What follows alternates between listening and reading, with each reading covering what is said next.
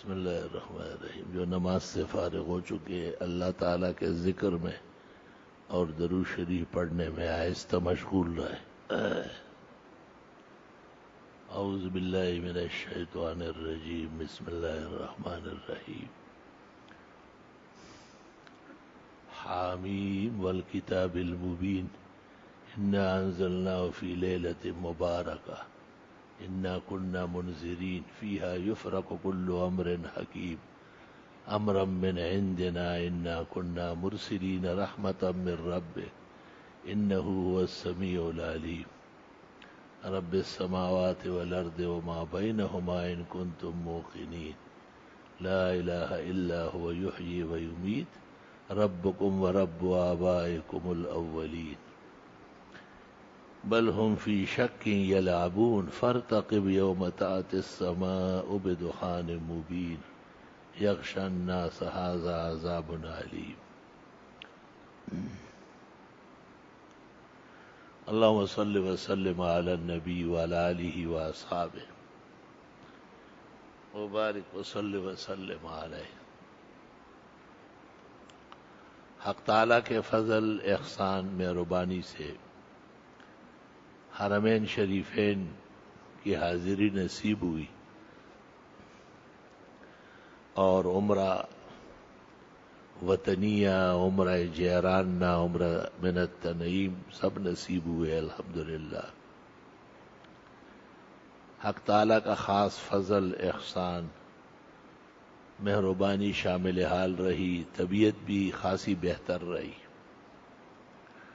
شفا کے آثار غالب تھے، صحت افزا فضائیں تھی، خوشگوار ایمان افروز ماحول تھا. امام الاولیاء و سید التابعین حسن بصری سے منقول ہے کہ جنت جانا حق تعالی نے بندوں کی خوشی کے لیے رکھا ہے اور حرمین جانا اللہ نے اپنی خوشی کے لیے رکھا ہے. اللہ تعالی جنت بھی نصیب فرمائے اپنے خاص فضل و احسان سے، اور جب تک زندگی ہے حرمین شریفین زادہم اللہ حفظا و سلاما ورزقنا اللہ الحضور فیہما للحج والعمرة او للزیارہ مع الذین نحبهم ومع الذین یحبوننا بتوفیق رفیق. حق تعالیٰ کے احسانات اور فضل بے انتہا میں سے یہ بھی ہے کہ یہ عمرہ ہمارا تفسیریہ کہلاتا ہے. اس عمرے میں ہم حق تعالیٰ سے مدد مانگتے ہیں، نصرت مانگتے ہیں، اجازت مانگتے ہیں کہ آگے 15 شعبان سے جو تفسیری دور شروع ہوتا ہے جس میں قرآن شریف کا ترجمہ اور تفسیر بیان کی جاتی ہے، حق تعالیٰ اس میں خصوصی مدد اور نصرت فرمائے. اللہ نے دین کے ذریعے مسلمانوں کو اجازت بھی دی ہے اور علماء کو توفیق بھی عطا فرمائی، لیکن رحمت بے انتہا اور فضل کامل و اکمل کا مقتضا ہے کہ گھر جا کر کے بھی حق تعالیٰ سے اپنی عاجزی، بندگی، بے بداعتی، ہر طرح فقر، ضروریات، بشریات، خطاؤں اور تقصیرات کی معافی کے ساتھ مزید نیکیوں کی اور خاص کر قرآن کا ترجمہ و تفسیر جو سب سے ادق کام ہے کائنات کے اندر، کیونکہ اللہ کا منشا بیان کرنا ہے، مرضات الہیہ تمام کائنات کے لیے جو ایمان کا امان اور زندگی کا دستور اللہ نے بھیجا ہے وہ قرآن شریف ہے. ان ھذا القرآن یہدی للتی ہی اقوم ویبشر المؤمنین. ذالک الکتاب لا ریب فیہ ھدی للمتقین وہذا ذکر مبارک انزلناہ افانتم لہ منکرون وإنه لكتاب عزيز لا يأتيه الباطل من بين يديه ولا من خلفه تنزيل من حكيم حميد 15 شعبان المعظم پیر کا دن ہے۔ چونکہ ہمارے ملک میں رواج ہے کہ اکثر لوگ روزہ بھی رکھتے ہیں، نفلی روزہ ہے شعبان کا، اور علماء و طلباء بھی اہتمام فرماتے ہیں۔ تو مختصر نشست ہوتی ہے پہلے دن، کچھ تعارف، فضائل، مناقب، ضرورت ترجمہ و تفسیر قرآن، یہاں کے ماحولیات، باقاعدہ پڑھنے والے علماء، طلباء اور دیگر بہی خواہوں کے لیے آداب، رہنے سہنے کے اسلوب، طور طریقے، آنے جانے کے بھی آداب، قرآن سے استفادے کا طریقہ کار، درس میں بیٹھنے کا حسن سلوک، نشست کو زرین اور شیرین بنانے کے طور طریقے، یہ ابتدائی آداب ہوتے ہیں، بیان کیے جاتے ہیں۔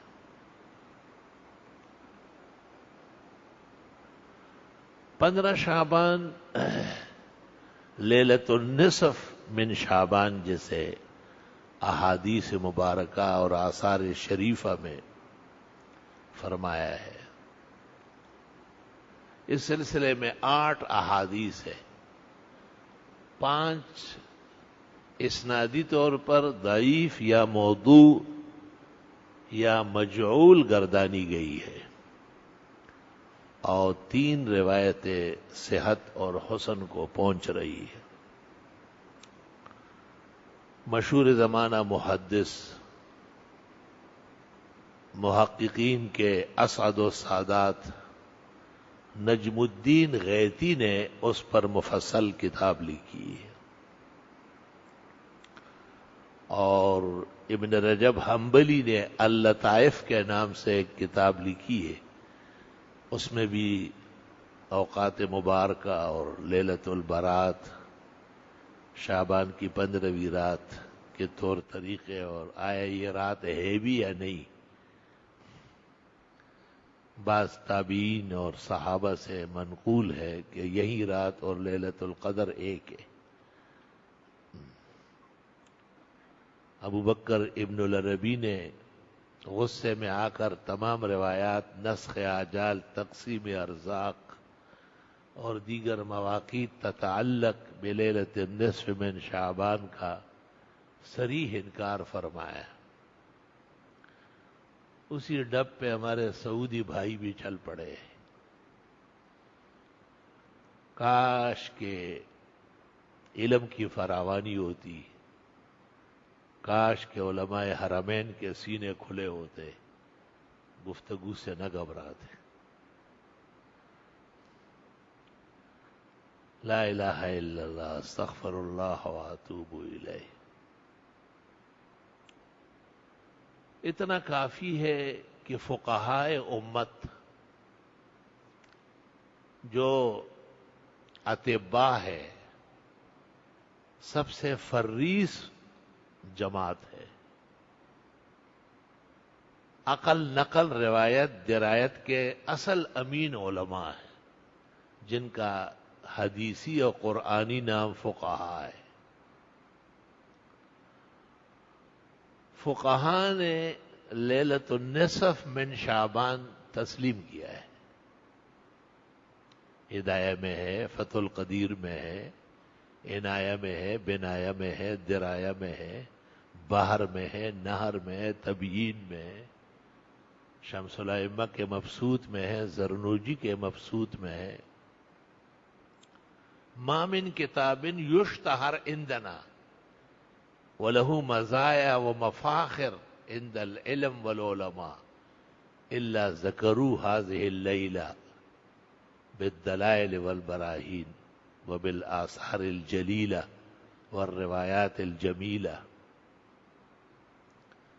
ہندوستان کے دور آخر کے بڑے مصنف محقق عالم حضرت مولانا عبدالحی صاحب لکھنوی نے بھی اپنی کتاب الآثار المرفوعہ فی الاخبار الموضوعہ میں مفصل کلام کیا ہے اور حسن درجے میں باعث عمل اس رات کو اور اگلے دن کے روزے کو تسلیم فرمایا ہے.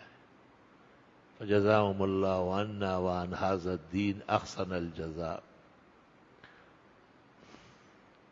شیخ المحدثین بالہند شیخ عبدالحق محدث دہلوی نے بھی ما ثبت بالسنہ میں تسلیم فرمایا ہے کہ یہ رات فضل و شرف کی ہے اور اگلے دن کا روزہ مستحب ہے. امام العصر آیت من آیات اللہ الذی ينظر نظیرہ فی ساعة الاطلاع لا سیما فی الاحادیث والاسانید والآثار. شیخ و مشائخنا و استاد و اساتذتنا حضرت اقدس مولانا محمد انور شاہ صاحب رحمۃ اللہ علیہ بھی شرح ترمذی میں فرماتے ہیں هذه اللیلہ ہی لیلۃ البرات وفیہا احادیث کثیرہ و آثار شریفہ. حرف شذی شرح ترمذی.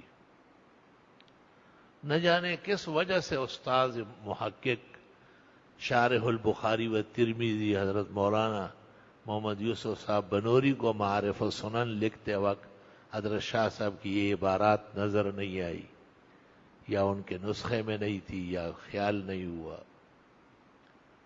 ورنہ معارف السنن جس دریاب میں ڈوبا ہے اس سے بچ جاتا. حاضی نقطۃ طریفہ للعلماء والطلباء فقط.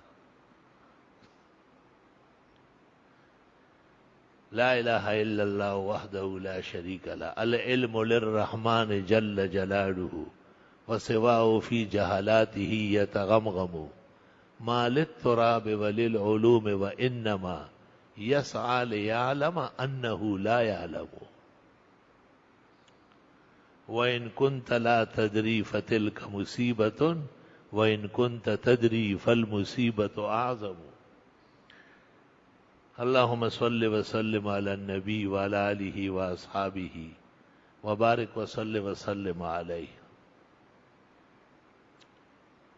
قرآن کریم کا نزول بھی تین طرح ہے. ایک اللہ تعالیٰ نے جب چاہا کہ میں ایک کتاب مبین نازل کروں اور اس ارادہ خداوندی کو لوح محفوظ کے تختیوں پر منتقل کیا. کہتے ہی لیلۃ النصف من شعبان وہی لیلۃ البرات. اور پھر حق تعالی نے لوح محفوظ سے آسمان دنیا پر نزول فرمایا، قرآن کا نزول فرمایا. وہ لیلۃ القدر ہے. لیلۃ القدر خیر من الف شہر. اور چونکہ لیلۃ القدر رمضان شریف میں ہے، شہر رمضان الذی انزل فیہ القرآن، اس وجہ سے تابعین کو اور بعض مفسرین کو یہ اشتباہ ہو گیا کہ یہ تو لیلۃ القدر کے مناقب اور فضائل اور لیلۃ البرات میں آ رہے ہیں، تو انہوں نے یا اس کو ضعیف کہا یا انکار شروع کر دیا. علم میں ایسے مقامات بھی آ جاتے ہیں، گھبرانے کی ضرورت نہیں ہوتی. اس پر کوئی عقیدہ و عمل موقوف نہیں ہے. فضائل اور مناقب کا دائرہ کار وسیع رہتا ہے. جسے شرح صدر ہو وہ رات بھر عبادت کرے، دن کو روزہ رکھے، اور جنہیں تنگی تباہ ہو ابو بکر ابن العربی اور ابن الجوزی سے متاثرین ہو، یا ہمارے موجودہ اہل سنت والجماعت علماء حرمین شریفین زادہم اللہ حسنا و جلالا و جمالا فی الدنیا والآخرہ. ہمارے لوگ ہیں، ہمارے اہل حق ہیں. بعض مسائل میں تیز و تند مزاج ہے، ابن تیمیہ و ابن عبد الوہاب کا اثر ہے. اور تو خیر ہے، لیکن علم کے سامنے رکاوٹیں آ رہی ہے. فَإِلَى اللَّهِ الْمُشْتَكَى. میں نے ایک دن یہ خطبہ سنا، وہی تھا میں، اور جمعے کا خطبہ ہمارے بزرگ اور دکتور صالح حمید جو فقہائے کبار میں سے ہے، اور انہوں نے کہا کہ بعض لوگ بیمار کے شفا کے لیے قرآن پڑھتے ہیں، بے اصل ہے. گھر کی خیر و برکت کے لیے قرآن پڑھتے ہیں، غلط ہے. قیدی کو چھڑانے کے لیے پڑھتے ہیں، دروغ ہے. میں بڑا حیران رہ گیا، کچھ جسم سے جان نکل گئی. میں نے ان کو ایک پیغام میسج کیا کہ حضرت، مسند امام احمد فضائل قرآن اور آیات الساعہ دونوں جگہ ہے کہ سب سے پہلے انکار قرآن کا کعبے کے ممبر پر ہوگا، کہ اس کے مرتکب نہ ہو جائے. تھوڑا سا خیال کریں. قرآن کریم تو تمام کائنات کے لیے آیا ہے، قرآن سے خود ثابت ہے، اور اس کی ہدایت عام ہے، عرب و عجم کے لیے، جن اور انس کے لیے، تمام امور کا کافی اور شافی ہے. اس لیے خالی فاتحہ کے 47 نام ہیں، ہر نام کام پر دلالت کرتا ہے. لیکن بہرحال اللہ سبحانہ و تعالی دین کا محافظ ہے. انا نحن نزلنا الذکر و انا لہ لحافظون. اس لیے غلطیوں سے یا بعض فرو گزاشتوں سے ہمیں تو نقصان ہو سکتا ہے، لیکن انشاءاللہ دین مضبوط اور متین رہے گا.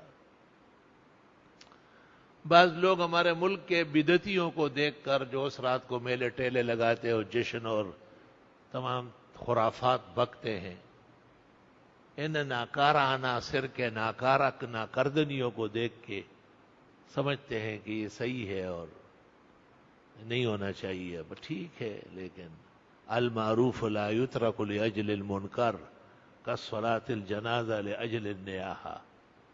کسی کے غلط کار ہونے سے کوئی خیر کا کام چھوڑتا ہے.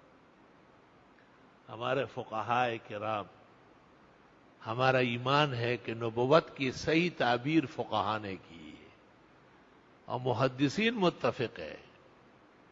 بخاری و ترمذی سے منقول ہے کہ الفقہاء هم الاطباء، اصل جاننے والے وہی لوگ ہیں. اور ترمذی جنائز میں کہتے قالہ الفقہاء، یہ بات فقہا نے کہی. وہم اعلم بمعانی الاحادیث، حدیثوں کے معنی و مطالب وہ زیادہ جانتے ہیں. فللہ الحمد اولا وآخرا. انہوں نے تسلیم کیا ہے کہ فضائل کے درجے میں رات کو نمازیں پڑھی جائے، تلاوت کی جائے، ذکر و تسبیح و دعائیں مانگی جائے. بعض بزرگوں کی طرف مخصوص عبادات منقول ہے، اتنی دفعہ یہ پڑھے، اتنی دفعہ یہ پڑھے، اتنی رکعتیں پڑھے. کہتے ہیں کہ یہ بالاتفاق غلط ہے. اس رات کی کوئی مخصوص عبادت نہیں، عمومی عبادات.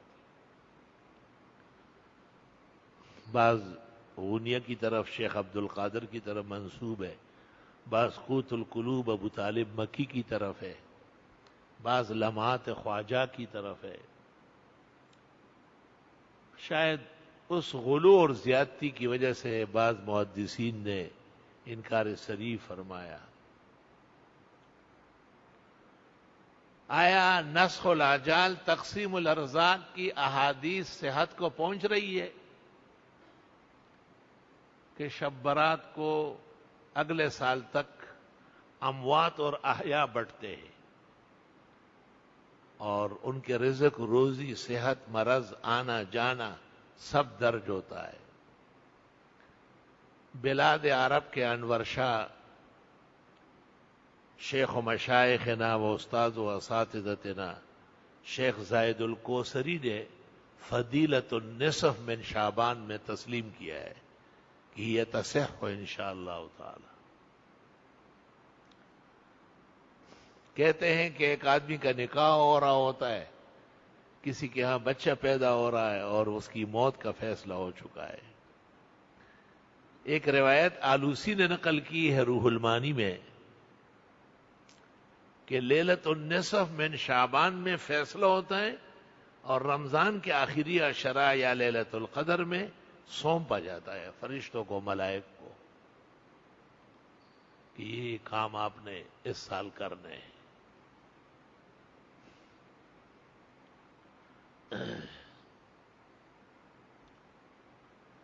جب آدمی رات کو جاگے اور اللہ اللہ کرے اور خدا سے خیر مانگے، صحت عافیت مانگے، یہ بہتر ہے کہ غافل پڑا رہا ہے. ویسے بھی صحیح مسلم میں ہے اور ترمذی اور ابو داؤد اور سننین میں، من صلی العشاء بجماعت، جس نے عشاء کی نماز جماعت سے پڑھی، وصلی الفجر بجماعت، اور پھر فجر بھی جماعت سے پڑھی، اس کی پوری رات عبادت میں گزر گئی. یہ ایک آسان سلیبس ہے، کم از کم اس رات کی برکت سے اہتمام کیا جائے. شاید اس وجہ سے اللہ اور دنوں اور سالوں میں بھی اہتمام صلاۃ نصیب فرمائے.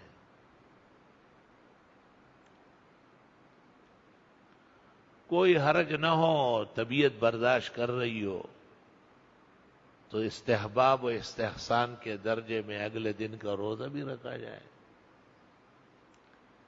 کتابوں میں تو مروی ہے نا، ہدایت تو ہمارے قانون کی سب سے بڑی کتاب ہے. کہتے ہیں امت میں جو 4 کتابیں لاثانی ہے قرآن کے بعد، ان میں ایک ہدایت بھی ہے، جس جیسی کتاب کسی مذہب میں نہیں، بہت جامع. اور حافظ الحدیث ہے مولانا عبدالحی نے الفوائد البہیہ فی تراجم علماء الحنفیہ صفحہ 190 پر صاحب ہدایت کے حالات میں لکھا ہے، لہو طویل الباع وسعت الاطلاع والاتقان فی حفظ الاسانید والاحادیث. زمانے کے حفاظ حدیث میں سے. اللہ اکبر و کبیرہ.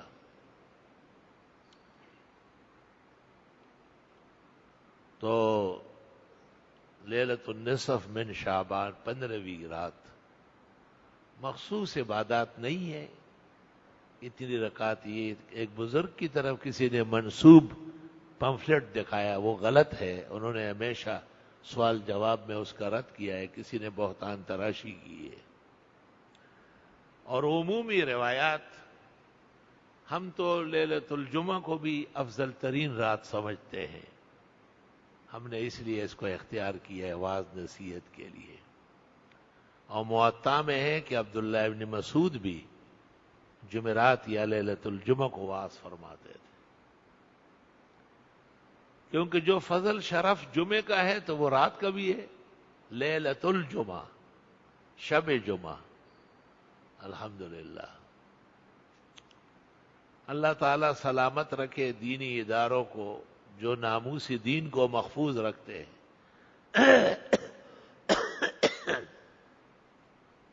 ورنہ پاکستان کے فاشی وزیر اعظم نے جمعے کا قتل کیا ہے. مولانا اس سے چشمہ کینال اور یونیورسٹیاں قائم کراتے ہیں، جمعہ قائم کرواؤ جو قیامت تک یاد رکھا جائے گا. ٹھیک ہے، وہ بھی اہل علاقے کا حق ہے، کوئی اپنے گھر سے نہیں کر رہا، لیکن اصل کام جو علماء دین کا ہے اور سیاسی زعماء، وہ تو بہت اونچے مقام اور مرتبے کے ہیں. میں گزارش کروں گا کہ آج کل وزیر اعظم آپ کے گھر آتے ہیں اور آپ کے بچوں سے بھی گپ شپ لگاتے ہیں اور ٹافیاں بانٹتے ہیں. جمعے کو بھی ایک گڑس دے دے اور اعلان کرے کہ مجھ سے بہت بڑی غلطی ہوئی، میں نے گزشتہ دور وزارت عظمیٰ میں جمعے کو ہٹا کر اتوار مقرر کیا، یہ میں نے اسلام کے ساتھ، شاعر اسلام کے ساتھ، علماء و طلباء اور جمعہ پڑھنے والے حضرات کے ساتھ بدترین ظلم کیا ہے۔ وہ دن ہوا وہ آج کا دن ہے، جیتا ہوا ہارے ہوئے کی طرح تکلیفیں اور ذلتیں اٹھا رہا ہے، اور پر جن جن دے اسے اور اسپینہ گڑن دے اسے۔ حضرت مولانا سے گزارش کرنی ہے انشاءاللہ۔ بشنود یا نشنود منہائے ہوئی می کنب، کون سنتا ہے کہانی میری اور پھر وہ بھی زبانی میری۔ لیکن قیامت کا دن برحق ہے، وہاں کے لیے توشہ بنانا چاہیے کہ ہمیں اس پہ تکلیف اور زحمت پیش آئی کہ پاکستان کا مطلب کیا ہے، لا الہ الا اللہ، یہ لیگیوں کا نعرہ تھا، اور لیگی حکمران نے اپنے دور وزارت عظمیٰ میں تعطیل جمعہ، شرف جمعہ، عظمت جمعہ، برکت جمعہ، فضیلت جمعہ کو شدید نقصان پہنچایا ہے۔ اور ایسا نہیں ہے کہ مولانا بے خبر ہے، مولانا ہم سے زیادہ جانتے ہیں، کیونکہ جنرل مشرف سے جو گفتگو کی تھی جھڑپ کسی کیفیت ہو گئی، اور وہ جمعے کے اوپر، جب اس نے کہا کہ نہیں اس طرح اچھا ہے، مولانا نے کہا رہنے دے، یہ آپ کا کام نہیں، جمعہ پڑھانے والا میں ہوں اور پڑھنے والا آپ تو پتہ نہیں پڑھتے بھی ہے یا نہیں۔ میں کہتا ہوں کہ جمعے کا نقصان ہوا ہے اور شدید نقصان کیا گیا ہے۔ چنانچہ اس نے کہا کہ ٹھیک ہے، میں نے تو نہیں کیا ہے، جس نے کیا ہے جب اس کا دور آئے اس سے کہے، تو اب اسی کا دور ہے، اور مولانا بہت ہی زیادہ آڑے وقتوں میں کام آئے ہیں۔ اللہ تعالیٰ ہمارے سیاسی زعماء جو مذہبی رنگ اور خوشبو رکھتے ہیں انہیں اور عزت وقار نصیب فرمائے، اور انہی کے ذریعے اللہ تعالیٰ دینی بلندیاں مزید بلند فرمائے۔ آپ کا اور ہمارا تو یہ کام ہے کہ ہم خیر کا کلمہ آگے بڑھائے۔ جب یہ مسئلہ چل پڑا اور ہر طرف خاموشی ہو گئی تو میں نے وزیر اعظم کے نام ایک خط لکھا، اور وہ اخبارات کے صفحہ اول پر شائع ہوا،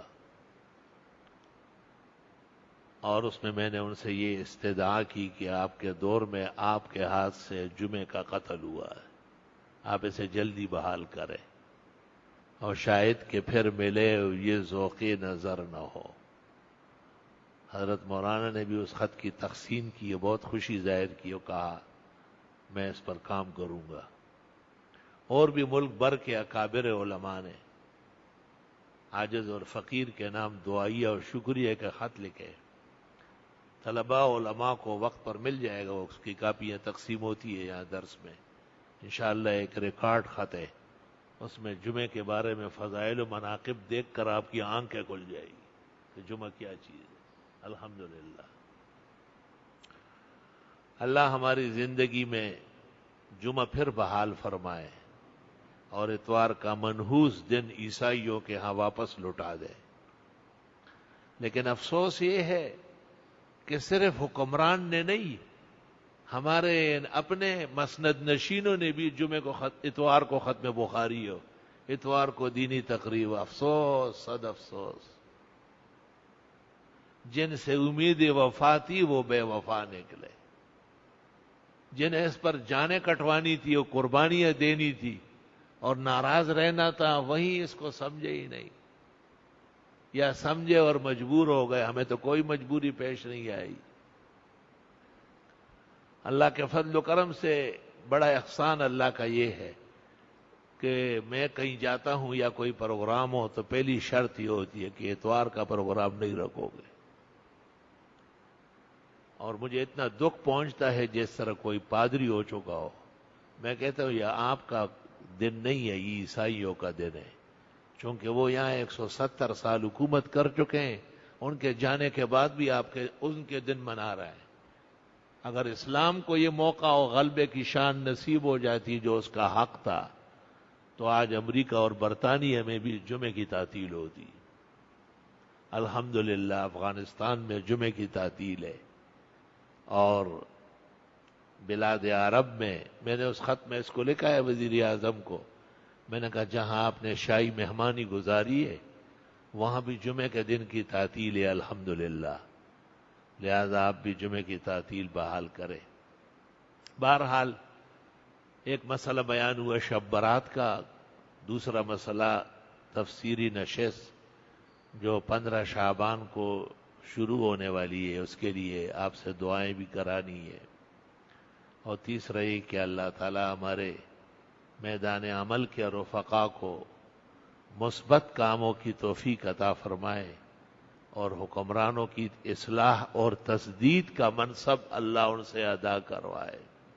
الحمدللہ رب العالمین، نستغفرک اللہم ونسألک السلام والعافیہ، لا الہ الا اللہ وحدہ لا شریک لہ، لہ الملک ولہ الحمد وعلی کل شیء قدیر۔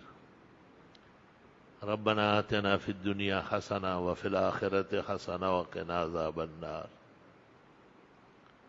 ربنا لا تؤاخذنا ان نسینا واخطأنا ربنا ولا تحمل علينا إصرا كما حملته على الذين من قبلنا ربنا ولا تحملنا ما لا طاقة لنا به واعف عنا واغفر لنا وارحمنا أنت مولانا فانصرنا على القوم الكافرين ربنا لا تزغ قلوبنا بعد إذ هديتنا وهب لنا من لدنك رحمة إنك أنت الوهاب انت ولینا فی الدنیا والآخرہ توفنا مسلمین والحقنا بالصالحین رب اجعلنی مقیم الصلاة ومن ذریتی ربنا وتقبل دعا ربنا اغفر لی ولوالدی وللمؤمنین یوم یقوم الحساب ربنا هب لنا من ازواجنا وذریاتنا قرة اعین وجعلنا للمتقین اماما ربنا اوزعنا ان نشکر نعمتك التي انعمت علينا وعلى والدينا وان نعمل صالحا